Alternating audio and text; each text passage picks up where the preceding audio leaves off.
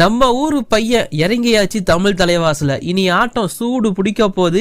S, Tamil Thalaivas இப்போதைக்கு அபிஷியலா announce பண்ணிட்டாங்க. அருள்நந்த பாபுவை sign பண்ணி எடுத்துட்டோம் அப்படின்னு சொல்லிட்டு. யாருக்கு பதிலாக எடுத்திருக்காங்க? இன்னைக்கு போட்டியில ஆட வாய்ப்பு இருக்கா? அண்ட் அது மட்டும் இல்லாம தமிழ் தலைவாசோட அந்த ஒயிட் ஜெர்சி, அதை பத்தி நிறைய பேர் டவுட் கேட்டுட்டு இருக்கீங்க. அதையும் உங்களுக்கு இதுல கிளியர் பண்ணி வைக்கிறேன். அண்ட் தமிழ் தலைவாஸ் எஸ் ஹரியானா ஸ்டீலர்ஸோட ரிவ்யூ உங்களுக்காக இந்த வீடியோல காத்துட்டு இருக்கு. ஸோ லேட் பண்ண வேணாம், இப்போ வாங்க வீடியோக்குள்ள போகலாம். ஒரு நிமிஷம் சார், ஒரு நிமிஷம் சார், ஒரே ஒரு 1 நிமிட்டுங்க. Hello every friends, 1 minute please. So friends, first of all உங்ககிட்ட சொல்றதுக்கு ஹாப்பியான நியூஸ் இருக்கு. பட் இருந்தாலும் அதற்கு முன்னாடி வேற சில விஷயங்கள் இருக்கு, அதை சொல்லிட்டு போயிடுறேன். செப்டம்பர் 19 அன்னைக்கு 2 போட்டிகள் இருக்கு. பட் அதற்கு நான் பெருசா ப்ரிவியூ அப்படிங்கறத போடல. First match between Puneri Paltan vs Haryana Steelers. ரொம்ப ஸ்ட்ராங் கேமோ, க்ளோஸ் கேமா போகும் இந்த கேம், டவுட்டே வேணாம். பட் இருந்தாலும் இந்த போட்டியை புனேரி பல்டன் ஜெயிக்க வாய்ப்பு இருக்கோ அப்படிங்கிற மாதிரி எனக்கு தோணுது. ஸோ வெயிட் பண்ணி பார்ப்போம். அதே மாதிரி தமிழ் தலைவாஸ் வெஸ் தெலுங்கு டைட்டன்ஸ் போட்டி இருக்கு. இது ஒரு ரைவல்ரி மேட்ச். இந்த ஒரு மேட்ச் தான் PKL சீசன் 12 ஸ்டார்டிங் மேட்சா இருந்துச்சு. பட் இருந்தாலும் அதுல தமிழ் தலைவாஸ் தெலுங்கு டைட்டன்ஸை பீட் பண்ணி கெத்து காமிச்சிருந்தாங்க. இப்போ தெலுங்கு டைட்டன்ஸ் கொஞ்சம் டவுன்ஃபால் இருக்காங்க. பட் தமிழ் தலைவாஸ் கொஞ்சம் வெற்றியை நோக்கி போயிட்டு இருக்காங்க. அதாவது 2 வின்னோட இருக்காங்க. இந்த போட்டியும் க்ளோஸ் கேமா போகும். இதுலயும் தமிழ் தலைவாஸ் வின் பண்ணதா வாய்ப்பு அதிகமா இருக்குன்னு எனக்கு தோணுது. ஸோ ஒரு சிலர் இந்த மேட்ச் முடிஞ்சதுக்கு அப்புறம் கூட இந்த வீடியோ பார்க்கலாம். ஸோ அதனால இது வந்து மெயின் கண்டென்ட் கிடையாதுங்கிறத சொல்லிட்டு அப்படியே போறேன். பட் இருந்தாலும் இன்னொரு போட்டி இருக்கு, தமிழ் தலைவாஸ் வெஸ் ஹரியானா ஸ்டீலர்ஸ் செப்டம்பர் 20 அன்னைக்கே இருக்கு. அந்த போட்டியை பொறுத்த வரைக்கும் தமிழ் தலைவாஸ்ல ரொம்ப முக்கியமான விஷயமா நான் பார்க்கறது, ஸோ இப்போ எடுத்திருக்கிற ஒரு பிளேயர், இப்போ புதுசா சைன் பண்ணிருக்கிற அருள்நந்த பாபுவை அப்படியே பிளேஸ் பண்ணா நல்லா இருக்கும். ஸ்டார்டிங் 7ல சுரேஷுக்கு பதிலா இவரை மட்டும் பிளேஸ் பண்ணிட்டு அந்த ஸ்டார்டிங் 7 அப்படியே இறக்கி விட்டாங்கன்னா லாஸ்ட் மேட்ச் ஸ்டார்டிங் 7 இந்த போட்டி அவங்க வின் பண்றதுக்கான வாய்ப்பு அமோகமா இருக்கு. மேபி மோயினுக்கு பதிலா இமோன்ஸ் வரைக்குமே அவங்க பார்க்கலாம். தமிழ் தலைவாசோட ஸ்டார்டிங் 7 பொறுத்த வரைக்கும் இப்படிதான் இருக்க போது. பெருசா சேஞ்சஸ் எதுவும் பண்ண மாட்டாங்க. ஹரியானா பக்கம் போனோம் அப்படின்னா ஹரியானாவும் ஸ்டார்டிங் 7 எந்த ஒரு சேஞ்சஸும் பண்ணாம லாஸ்ட் மேட்சோட ஸ்டார்டிங் 7 அப்படியே கொண்டு வர வாய்ப்பு இருக்கு. அண்ட் நமக்கு வந்து செப்டம்பர் 19 அன்னைக்கு ஹரியானாவுக்கு புனேரி பல்டன் கூட மேட்சையும் தமிழ் தலைவாஸ்க்கு தெலுங்கு டைட்டன்ஸ் கூட மேட்சும் இருக்கு. ஸோ அதோட ரிசல்ட் எப்படி இருக்க போது, அங்க என்ன ஸ்டார்டிங் 7 கொண்டு வர போறாங்கன்னு தெரியாது. நான் அதற்கு முன்னாடி இருக்கிற ஸ்டார்டிங் 7 வச்சு தான் பேசிட்டு இருக்கேன். ஏன்னா தெலுங்கு டைட்டன்ஸ் மேட்சுக்கு முன்னாடி இந்த வீடியோ நான் எடுத்துட்டு இருக்கேன் அப்படிங்கிறது கூடுதலான விஷயம். ஓவரால் பார்க்கும்போது இப்போ இருக்கிற ஃபார்மை வச்சு பார்க்கும்போது தமிழ் தலைவாஸ் எஸ் ஹரியானா ஸ்டீலர்ஸ் க்ளோஸ் கேமா இருக்குங்கிறதுல டவுட்டே வேணாம். தமிழ் தலைவாஸோட பலமா நான் பார்க்கறது இப்போதைக்கு அர்ஜுன் தேஷ்வால் நல்ல ஃபார்ம்ல இருக்காரு. நரேந்தர் கொஞ்சம் கொஞ்சமா ஃபார்மை கெயின் பண்ணிட்டு இருக்காரு. டேக்கிள்ஸ்ல மட்டும் கொஞ்சம் ஃபார்ம் இல்ல, அது வந்தா நல்லா இருக்கும்.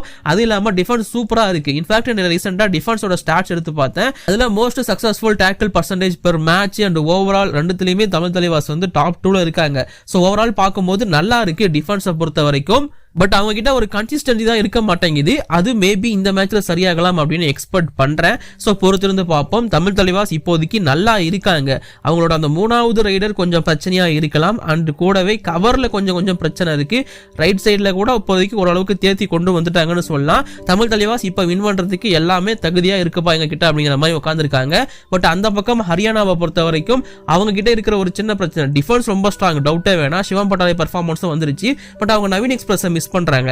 ரைடர்ஸ் கொஞ்சம் வந்து சாப்பியா இருக்காங்க. சப்போர்ட், அதாவது சிவம் பட்டாரிக்கு சப்போர்ட் பண்றதுக்கு வினய் பெருசா பர்ஃபார்மன்ஸ் கொடுக்க மாட்டோம் அப்படிங்கிற மாதிரி இருக்கு.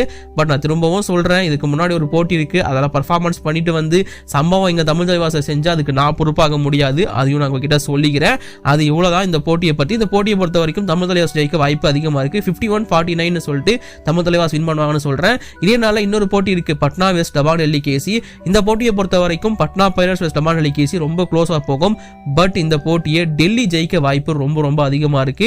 டெல்லி 7 அன்பீட்டனா போறதுக்கான வாய்ப்பு தான் இந்த போட்டியை பொறுத்த வரைக்கும் இருக்கு.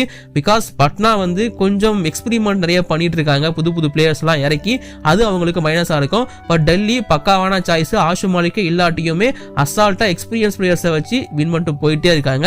அந்த ஒரு ஸ்ட்ராட்டஜி திரும்பவும் ஒர்க் ஆகும் அப்படிங்கிறது என்னோட ஒப்பீனியன். வெயிட் பண்ணி பாருங்க. இப்போ நாம இந்த வீடியோவோட மெயின் கண்டென்ட்டுக்குள்ள வருவோம். இதை பேசுறதுக்காக தான் இந்த வீடியோ எடுத்திருந்தேன். இன்ஃபேக்ட் தமிழ் தலைவாஸ் ஒரு போட்டி பெங்கால் வாரியர்ஸுக்கு எதிராக ஒயிட் கலர் ஜெர்சி யூஸ் பண்ணிருப்பாங்க. இந்த ஜெர்சியை பத்தி நான் வீடியோ போட வேணாம், ஏன்னா எல்லாருக்கும் புரிஞ்சிருக்கும் நான் நம்பினேன். பட் இன்ன வரைக்கும் எங்கிட்ட யாராச்சும் ஒருத்தர் இன்ஸ்டால் வந்து டெய்லி கேட்டுட்டு தான் இருக்கீங்க, ப்ரோ தமிழ் தலைவாஸ் அந்த ஒயிட் ஜெர்சி போட்டிருந்தாங்களே ப்ரோ, அது எப்படி வாங்குறது? ஃபர்ஸ்ட் வாங்க முடியாது இவங்களோட ஜெர்சிலாம், ஏன்னா மெர்ச்சன்டைஸே கிடையாது உங்களுக்கு, அதை சொல்லிக்கிறேன். பட் அது மட்டும் இல்லாம இந்த ஜெர்சி அவங்க ஏன் போட்டாங்க, அந்த ஒரு மேட்ச் மட்டும் தான் போடுவாங்களா, இதுக்கப்புறம் போட மாட்டாங்களா, அந்த ஜெர்சி எதுக்காக அப்படிங்கிற மாதிரி நிறைய கேள்வி கேட்டுட்டு இருந்தீங்க.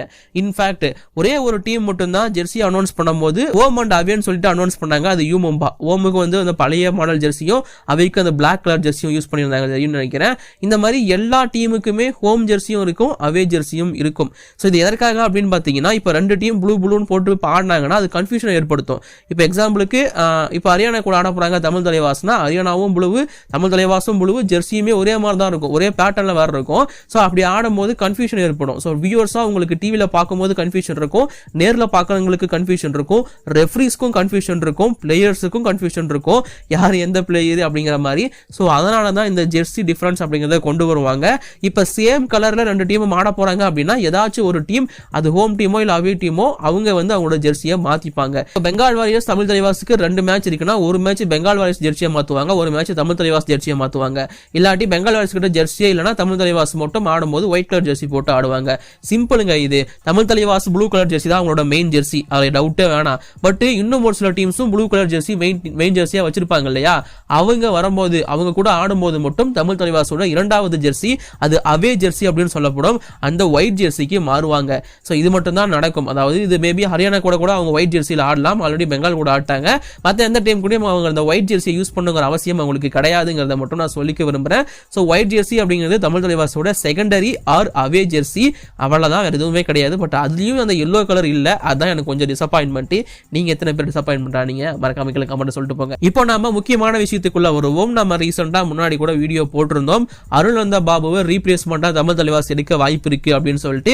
அது இப்போதைக்கு அபிஷியல் ஆயிடுச்சு. வணக்கம் தலைவா அப்படின்னு சொல்லிட்டு நம்ம மண்ணின் மைந்தன் என்ட்ரி கொடுத்துட்டாருங்கிற மாதிரியான ஒரு போஸ்டர் போட்டிருக்காங்க.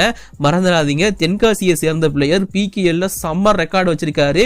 முக்கியமா பெங்களூர் புல்ஸ்க்காக ரைட் கார்னர்ல ஆடி, இன்ஃபேக்ட் அவரால் லெஃப்ட் கார்னர்லயும் ஆட முடியும். எந்த கார்னர்ல ஆடினாலையும் சம்பவத்தை சரியா பண்ணிருக்காரு. முக்கியமா பெங்களூர் புல்ஸ்க்காக ரைட் கார்னர்ல வேற லெவல் பங்கம் பண்ணிருக்காரு.